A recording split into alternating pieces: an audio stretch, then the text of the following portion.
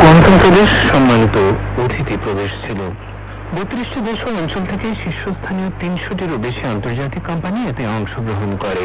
এবারের মেলায় যে আভান্ট-গার্ড প্রযুক্তি বা নজর কাড়া উদ্ভাবনী প্রযুক্তির প্রদর্শন হয়েছে তা চীনের বৈদেশিক বাণিজ্যের ক্রমবর্ধমান সম্ভাবনাকেই তুলে ধরেছে। 5 দিনের প্রদর্শনীতে 446টি নতুন পণ্য এবং প্রযুক্তি প্রদর্শন করা হয়েছে, যেখানে রোবটকে নানাবিধ কার্যক্রম পরিচালনা করতে দেখা যায়। এর মধ্যে বোতলের ছিপি খোলা, বর্জ্য বাছাই থেকে শুরু করে কৃত্রিম বুদ্ধিমত্তা বা এআই পরিচালিত ডিজিটাল মানব বিতর্ক প্রতিযোগিতাও অন্তর্ভুক্ত ছিল। দক্ষিণ আফ্রিকার ক্ষুদ্র শিল্প উন্নয়ন সংস্থার উদ্ভাবন ও প্রযুক্তি বিষয়ক পরামর্শক গালাদি মেলিয়া থ্যামার অভিভূত মেলার অভিনব সব প্রদর্শনী দেখে রোবোটিক অস্ত্রোপচার ও স্ক্রিনিং ক্লিনিক তাকে সবচেয়ে বেশি প্রভাবিত করেছে বলে জানান তিনি। তিনি আরো যোগ করেন, নার্সরা রোগীদের জন্য দীর্ঘস্থায়ী রোগ ব্যবস্থাপনার স্ক্রিনিং পণ্য ব্যবহার করতে পারেন, যা বাড়িতে এবং ক্লিনিক উভয় ক্ষেত্রে প্রয়োগ করা যেতে পারে। এটি খরচ কমায় এবং দূরবর্তী রোগীকে পর্যবেক্ষণে রাখা যায়। এই প্রযুক্তির প্রচুর সম্ভাবনা রয়েছে বলে মনে করেন তিনি। বিগ ডেটা, ক্লাউড কম্পিউটিং এবং ব্লকচেইনের মতো ডিজিটাল প্রযুক্তিগুলো এক্সপোতে কেন্দ্রে অবস্থান করেছে। চীন কিভাবে তার বৈদেশিক বাণিজ্যকে চালিত করতে এই উদ্ভাবনগুলোকে কাজে লাগাচ্ছে তা বোঝার একটা সহজ উপায় এ মেলা। আইফ্লাইটেক কোম্পানি লিমিটেডের বুথে চীনের এআই এবং স্পিচ টেকনোলজি ইন্ডাস্ট্রিতে অগ্রগামী বেশ কিছু আফ্রিকান দর্শক একটি অত্যাধুনিক বহুভাষিক এআই চালিত অনুবাদ স্ক্রিনের মাধ্যমে কর্মীদের সাথে রিয়েল টাইম কথোপকথন করেন। হইচইপূর্ণ পরিবেশ সত্ত্বেও উন্নত ভয়েস শনাক্তকরণ প্রযুক্তিতে সজ্জিত স্ক্রিন সঠিকভাবে ক্যাপচার করে এবং মানুষের কণ্ঠে সাড়া দেয়। আইফ্লাইটেকের চেয়ারম্যান লিউ ছিংফেং বলেন, আগামী বছরগুলোতে এ খাতে বিদেশি ব্যবসা আমাদের জন্য একটি উল্লেখযোগ্য বৃদ্ধির ইঞ্জিনে পরিণত হতে চলেছে। আমাদের আকাঙ্ক্ষা হলো এটি ভবিষ্যতে আমাদের ব্যবসায়িক অংশের 1/3 গঠন করবে। চীনের সাংস্কৃতিক রপ্তানিও প্রদর্শনীতে সবার মনোযোগ আকর্ষণ করেছে। ডিজিটাল এন্টারটেইনমেন্ট জোনে সং রাজবংশের একজন খ্যাতিমান কবি সু তংপোর ডিজিটাল উদ্ভাবন প্রদর্শনী, ঐতিহ্যবাহী চীনা সঙ্গীতের একটি ভার্চুয়াল জাদুঘর, পাশাপাশি ওল্ড সামার প্যালেসের 4টি প্রাণীর ব্রোঞ্জের মাথার 3D প্রদর্শনী দর্শনার্থীদের চীনা সংস্কৃতির সমৃদ্ধির একটি আকর্ষণীয় আভাস দিয়েছে। কাজাখস্তানের ডিজিটাল উন্নয়ন, উদ্ভাবন এবং মহাকাশ শিল্পের মন্ত্রী জাসলান মাদিয়েভ মেলা ও চীন প্রসঙ্গে বলেন, চীনকে ডিজিটাল প্রযুক্তি এবং উদ্ভাবনের ক্ষেত্রে বিশ্বব্যাপী নেতা হিসেবে গণ্য করা হয়। ডিজিটাল বাণিজ্যে চীনের অগ্রগতি কেবল সহযোগিতার নতুন পথ তৈরি করছে তাই নয়, বরং বিশ্বব্যাপী টেকসই উন্নয়নকে উৎসাহিত করে, বিশ্বব্যাপী বাণিজ্য অবকাঠামো উন্নত করে। তিনি আরো যোগ করেন, চীনা প্রযুক্তি এবং উদ্ভাবনগুলো সরবরাহের চেইনকে উন্নত করছে, তাদের দ্রুত এবং আরো দক্ষ করে তুলছে, পাশাপাশি পণ্য ও পরিষেবাগুলোতেও অ্যাক্সেসের উন্নতি করছে। মেলা চলাকালে প্রকাশিত global digital trade development report 2024 অনুযায়ী 2023 সালে বিশ্বব্যাপী ডিজিটাল বাণিজ্যের প্রায় 7.13 ট্রিলিয়ন মার্কিন ডলার হয়েছে, যা 2021 সালের 6.02 ট্রিলিয়ন মার্কিন ডলার থেকে 8.8% বেশি। প্রতিবেদনে আরো হাইলাইট করা হয়েছে যে চীনের আন্তঃসীমান্ত ই কমার্সের আমদানি ও রপ্তানির পরিমাণ গত বছরে 2.37 ট্রিলিয়ন ইউয়ানে পৌঁছেছে, যা আগের বছরের তুলনায় 15.3% বেশি। বন্ধুরা, এতক্ষণ আপনারা শুনলেন আজকের সংবাদ পর্যালোচনা। শোনার জন্য অনেক ধন্যবাদ। ভালো থাকবেন সবাই। রোববারের আলাপন। সুপ্রিয় বন্ধুরা, আশা করি আপনারা ভালো আছেন। আপনাদের আন্তরিক প্রীতি ও শুভেচ্ছা জানিয়ে শুরু করছি আমাদের আজকের আয়োজন রোববার আলাপন। আপনার সঙ্গে আছি আমি আকাশ, সঙ্গে আছি তৌহিদ শরৎ। বন্ধুরা, চীন আন্তর্জাতিক সেবা বাণিজ্য মেলা 2024-এ স্মার্ট শরীরচর্চা সরঞ্জাম মানুষের নজর কেড়েছে। আমরা আজ এই নিয়ে আলাপ করব। বন্ধুরা, 16 সেপ্টেম্বর প্রথম দিন চীন আন্তর্জাতিক সেবা বাণিজ্য মেলা 2024 সাধারণ মানুষের জন্য খুলে দেওয়া হয়েছে।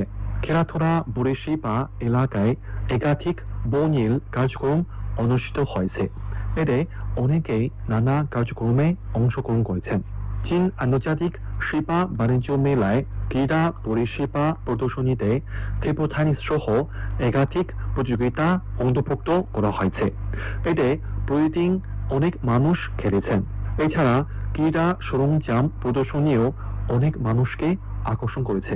জনৈক দর্শক বলেন, আমার পরিবারের পোষ করা এই নতুন ধরনের খেলাধুলা সরঞ্জাম অনেক পছন্দ করেছেন। পাশাপাশি এবারের মেলায় অনেক উঁচু মানের প্রযুক্তিগত খেলাধুলার নতুন পণ্য দেখা যায়। এক সেট বহিরঙ্গন স্মার্ট শরীরচর্চা সরঞ্জাম প্রত্যেক মানুষের শারীরিক অবস্থা অনুসারে সুন্দরভাবে শরীরের সঙ্গে সমন্বয় করতে পারে এবং বিভিন্ন তথ্য মোবাইল ফোনে পাঠায়। এই বহিরঙ্গন স্মার্ট শরীরচর্চা সরঞ্জাম সম্পর্কে প্রদর্শক নিজেফং বলে, প্রতিদিন অনেক মানুষ এই যন্ত্র ব্যবহার করেছেন, কারণ তারা শেনজেন ও গুয়াংজৌ এর পার্ক ও বসবাসের কমিউনিটিতে এটা দেখেছেন। এই ধরনের স্মার্ট ও ডিজিটাল শরীরচর্চার সরঞ্জাম আরো কমিউনিটিতে নির্মাণ করা হবে বলে আশা করেন তারা। ভাই, আপনি এই স্মার্ট যন্ত্র ব্যবহার করতে চান? এই সম্পর্কে আপনার কেমন লাগছে? স্মার্ট শরীরচর্চা সরঞ্জাম সম্পর্কে কিছু বলেন।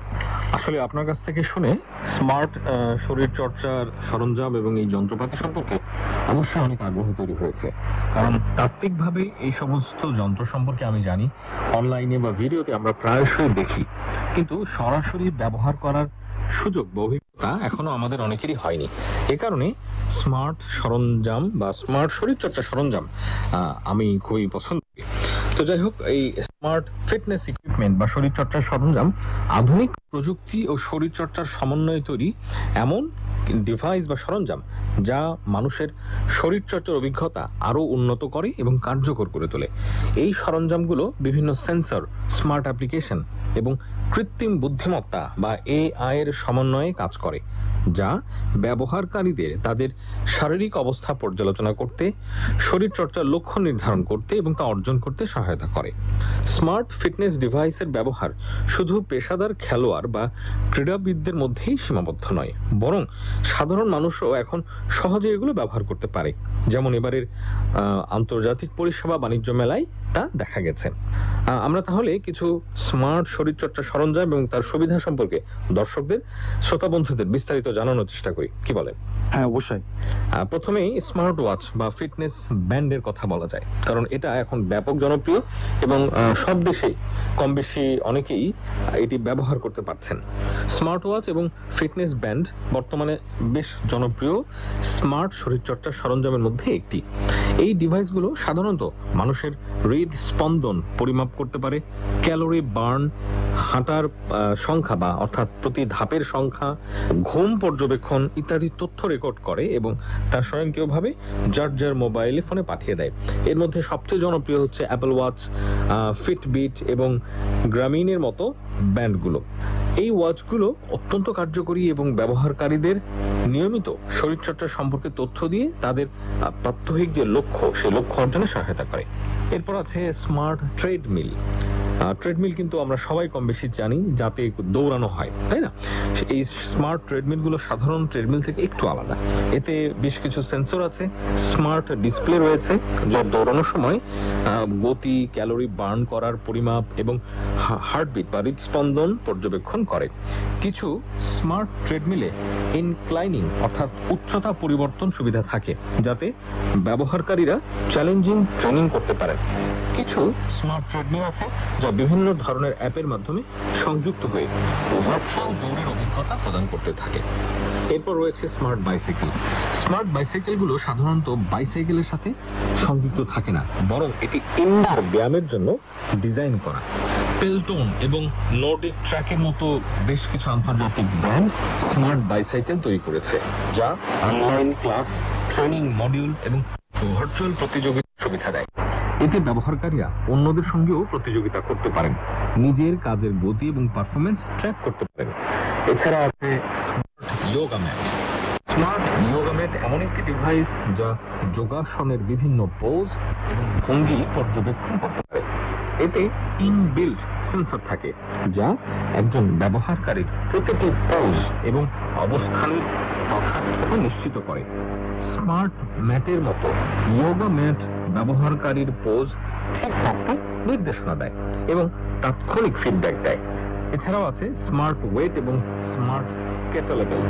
স্মার্ট ওয়েট এবং কেটেলেবেল ব্যায়ামের জন্য ভার উত্তোলনের সময় ব্যবহৃত হয়, যেখানে সেন্সর ও অ্যাপের মাধ্যমে ওজন পরিবর্তনের হিসাব ও ব্যবহারকারীর শরীরচর্চার অগ্রগতি নির্ধারণ করা যায়। উদাহরণস্বরূপ জ্যাক্স জক্স এর স্মার্ট কেটল বেলের পরিবর্তনশীল ওজনের সুবিধা রয়েছে এবং অ্যাপের মাধ্যমে তা ট্র্যাক করা যায়, যা প্রতিটি ওয়ার্কআউটের সময় ক্যালোরি বার্ন করা, পারফরমেন্স মনিটর করা ইত্যাদি অনেক ধরনের তথ্য দেয়। এছাড়াও আছে স্মার্ট মিরর। এটি এমন এক ধরনের ডিভাইস যা ব্যায়ামের সময় ইনস্ট্রাকশনাল ভিডিও এবং লাইভ ক্লাস সরাসরি ডিসপ্লে করে। এটি এক ধরনের ইন্টারঅ্যাক্টিভ ফিটনেস ডিভাইস। এই মিরর বা আয়না মূলত টেম্পো ফিটের মতো কোম্পানিগুলো তৈরি করেছে, যা বাসায় বসেই লাইভ ট্রেনিং ক্লাস করার সুযোগ দেয়। মিরর ব্যবহারকারীদের ব্যায়ামের সময় সঠিক পোজ ও ভঙ্গির নির্দেশনা দেয়। স্মার্ট জিম মেশিনের কথা না বললেই নয়, এটি এমনভাবে এখন তৈরি করা হয় যাতে ব্যবহারকারীরা তাদের নিজেদের প্রয়োজন অনুযায়ী অনলাইন থেকে নির্দেশনা পায়।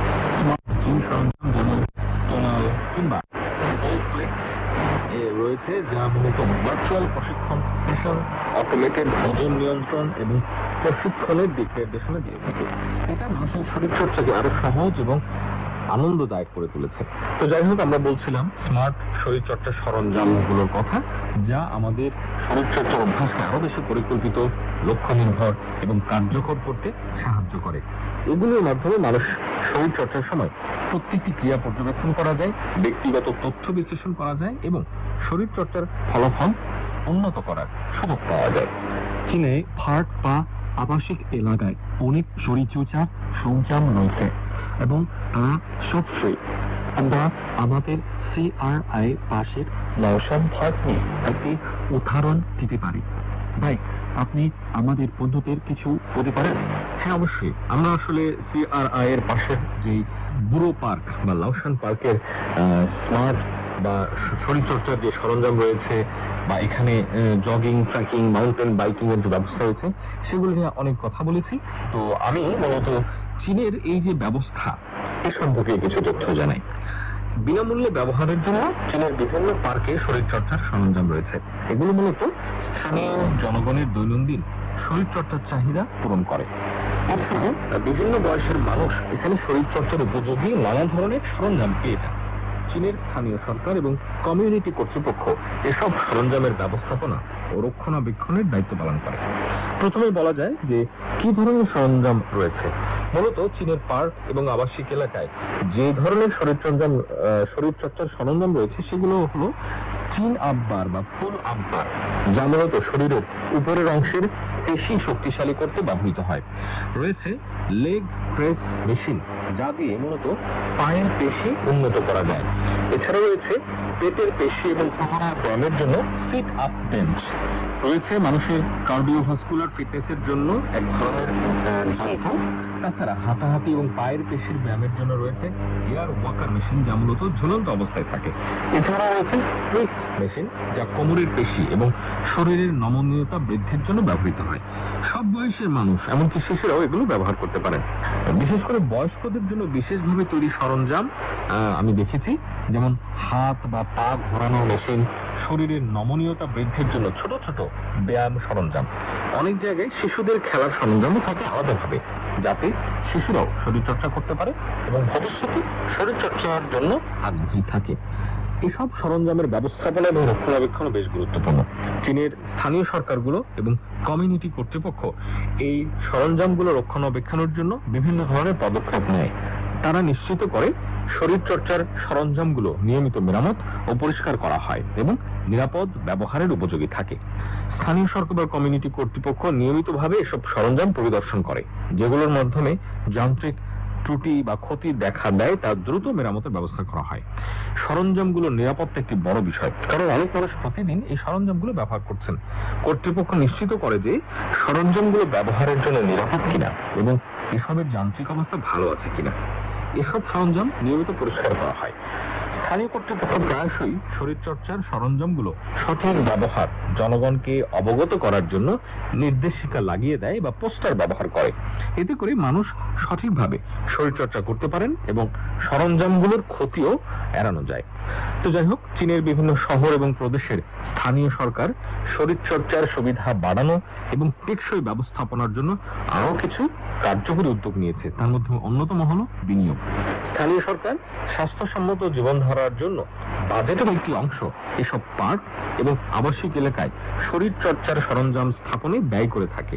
এর মাধ্যমে তারা সাধারণ মানুষের মাঝে শরীর চর্চার অভ্যাস গড়ে তোলার জন্য উৎসাহ প্রদান করে। এছাড়াও রয়েছে নানা ধরনের সচেতনতামূলক কর্মসূচি।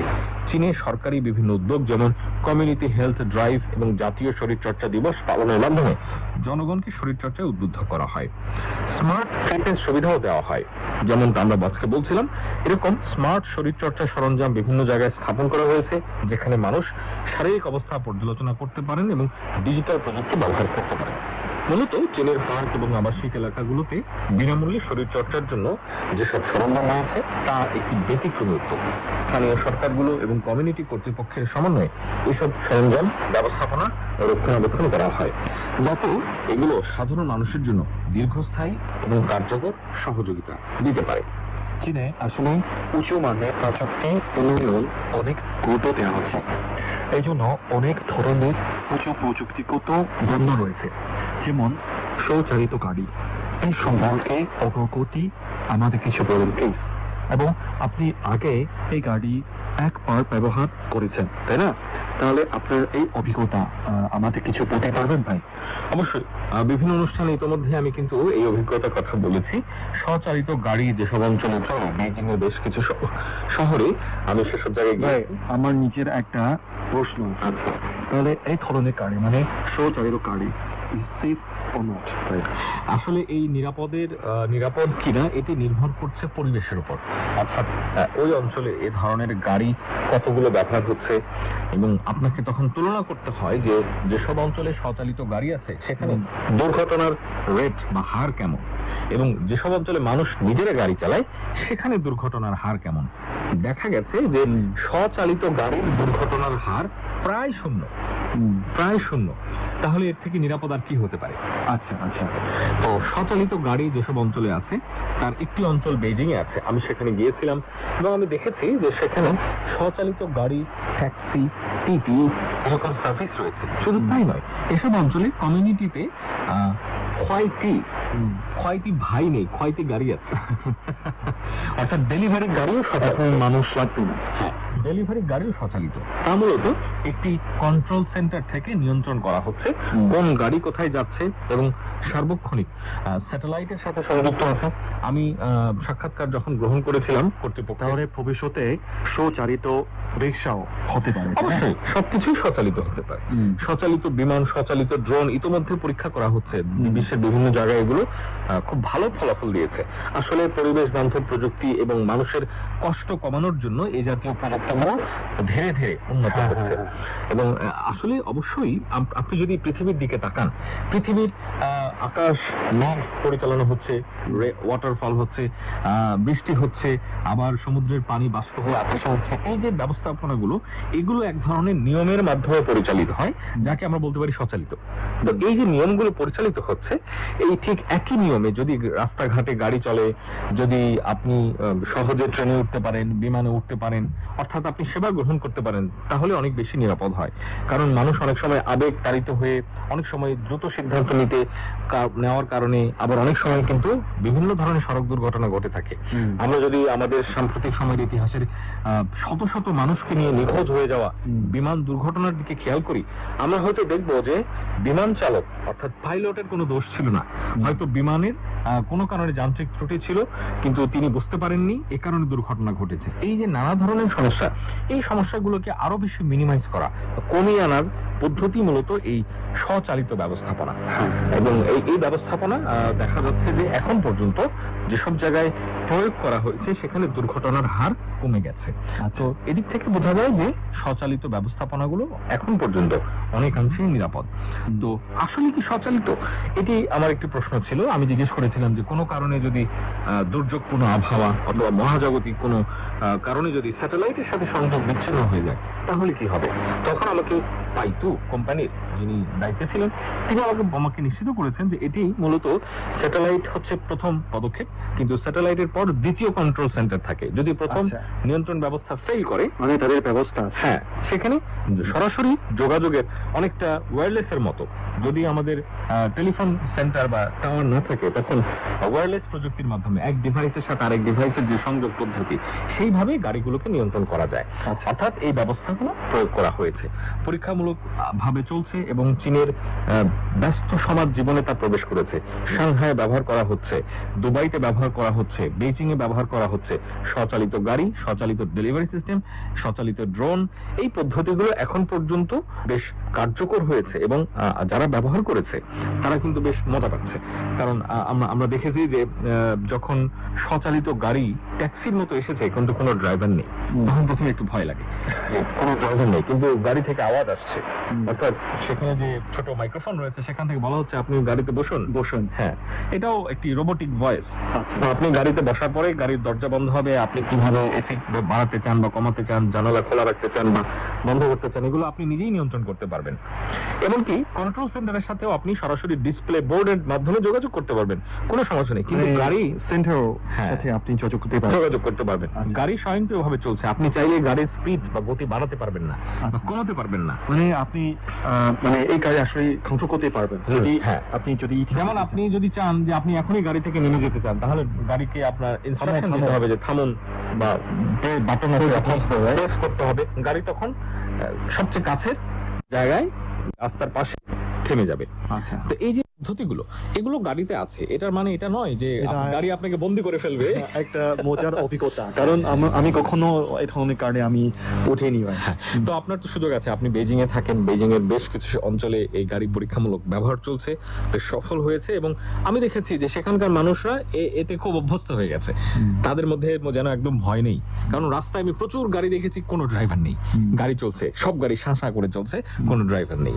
এই জন্য শহরের অবকাঠামো ব্যবস্থা, অর্থাৎ প্রশস্ত সড়ক, পর্যাপ্ত লেন, পর্যাপ্ত গাড়ি এবং অনেক বেশি উন্মুক্ত স্থান, ফাঁকা স্থানের প্রয়োজন হয়, এই বিষয়গুলো রয়েছে। এবং আমরা যখন পাইতু গাড়ি সেন্টারে যাই, আমরা দেখেছি যে একটার পর একটা গাড়ি গ্যারেজে ফিরে আসছে, কোনো ড্রাইভার নেই, গাড়ি একাই চলছে এবং গাড়ি একাই থেমে যাচ্ছে, লাল বাতি সবুজ বাতি দেখছে। যদি গাড়ি নিচে চালানোর পথে সমস্যা হয়ে গেছে, মানে যান্ত্রিক সমস্যা, অবশ্যই সেখানে এক ধরনের ব্যাকআপ প্ল্যান থাকে। আচ্ছা, গাড়ি তেল বা গ্যাস যদি শেষ হয়ে যায় তখন তার ব্যাকআপ তেল থাকবে বা ব্যাকআপ চলার পদ্ধতি থাকবে, এবং এটাও একটা স্বয়ংক্রিয় সিস্টেমের মাধ্যমে হয়। কোনো ধরনের ত্রুটি হলে গাড়ি স্বয়ংক্রিয়ভাবে পার্কিং এ গিয়ে আস্তে করে দাঁড়িয়ে যাবে, এবং পরবর্তী গাড়ি এসে আপনাকে নিয়ে রিসিভ করবে। আচ্ছা, তো এই পদ্ধতিগুলো ধাপে ধাপে নানা ধরনের ব্যাকআপ প্ল্যান দিয়ে এই পুরো ব্যবস্থাটাকে সমন্বয় করা হয়েছে, উন্নত হয়েছে। এবং একটা গাড়ি চলার পথে কি কি সমস্যা হয় এটার একটা তালিকা আছে। একটা গাড়ি চলার পথে 50 রকম সমস্যা হতে পারে। এই 50 টাইপস অফ প্রবলেম হলে, কোন প্রবলেম হলে কি করা হবে, কি করব, সেটাও স্বয়ংক্রিয়ভাবে গাড়িকে নির্দেশ দেওয়া হয়েছে, অর্থাৎ অনেকটা রোবটের মতো। অবশ্যই I can understand it's very safe. হ্যাঁ, যেমন আমরা প্রত্যেকে লিফট ব্যবহার করি, তাই না? আমরা উঁচু ভবনে ওঠার জন্য লিফট ব্যবহার করি, কিন্তু আমরা হয়তো অনেকেই জানি না যে একটা লিফট যদি কোনো কারণে তার ছিঁড়ে যায়, যে তার দিয়ে লিফট, তাহলে কি হয়। মূলত লিফটে 3 ধরনের ব্যবস্থা থাকে। যদি কোনো তার ছিঁড়ে যায় তখন লিফট খুব দ্রুত গতিতে নিচের দিকে পড়তে থাকবে, ঠিক যখনই তার গতি বেড়ে যাবে তখনই লিফটের এক ধরনের ব্যাকআপ হুক স্টপ খুলে যাবে এবং সেটা সাথে সাথে লিফটকে আটকে দেবে, লিফট আসলে পড়বে না। যদি তারপরও লিফটের এই দ্রুত পড়ে যাওয়ার অবস্থা চলতে থাকে, সেই প্রথম ব্যাকআপ কাজ না করে, তখন দ্বিতীয় ব্যাকআপ আবার কাজ করবে।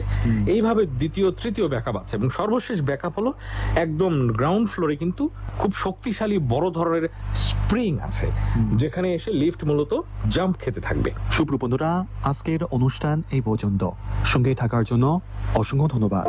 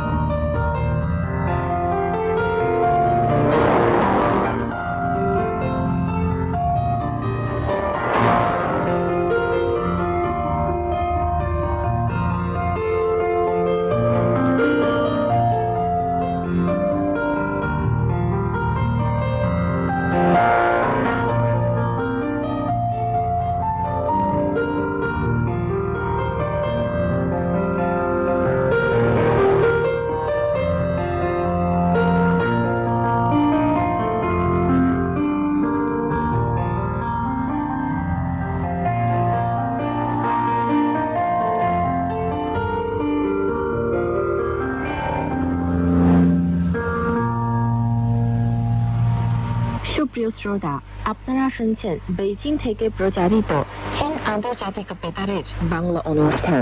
এখন শুনবেন আমাদের নিয়মিত আয়োজন তোমার জন্য গান অনুষ্ঠানটি। আপনাদের সঙ্গে আছি আমি খুঁজাজা প্রেমা।